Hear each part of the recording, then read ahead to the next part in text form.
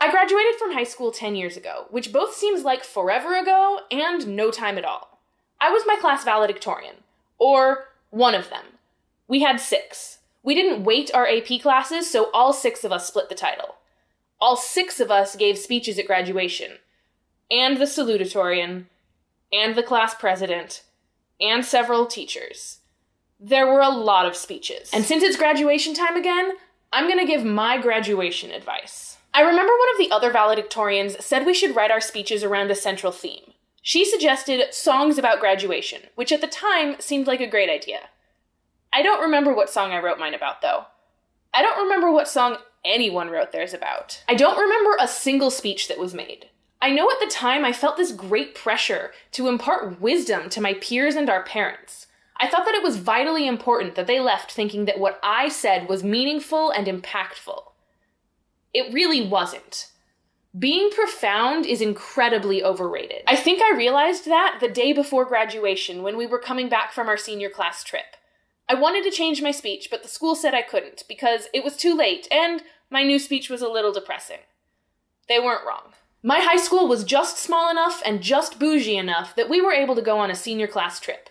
It was the last thing graduating seniors got to do before graduation. My class actually raised enough money that our trip was free. Or free because we raised the money by working concessions at sporting events for years. Our senior class trip was to a small lakeside resort a few hours away from the school.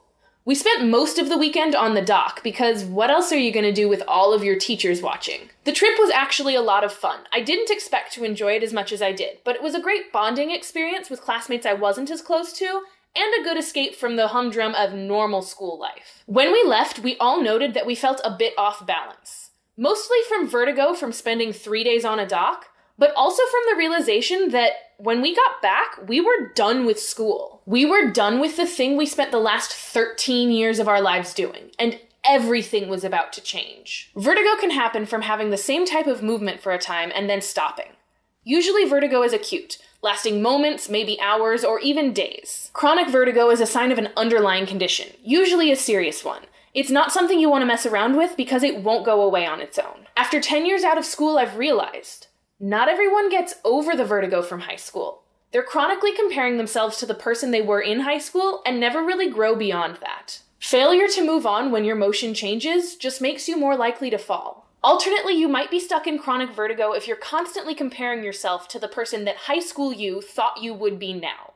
And that kind of chronic vertigo is no less problematic than the first. The thing about high school is we all expect it to have some profound impact on our lives. Like the person we were then defines who we're going to be forever. Or in college, that we get the opportunity to massively redefine ourselves. Ultimately, though, none of it really matters. For as much as I thought I knew who I was in high school, I've spent more of my adult life finding and redefining who I am than actually knowing it. When you graduate high school, you don't have to be profound. You don't have to know it all. Heck, I don't even think you have to be right most of the time. But what you do need to be is ready to move on. Because you don't want to live with vertigo for the rest of your life. If you like this video, I hope you consider subscribing. I post videos every Wednesday. You can check out my video from last week by clicking right here, or a playlist of all of my videos by clicking right here. You can also find me on all of my social media, links below, and I'll see you next week. Bye!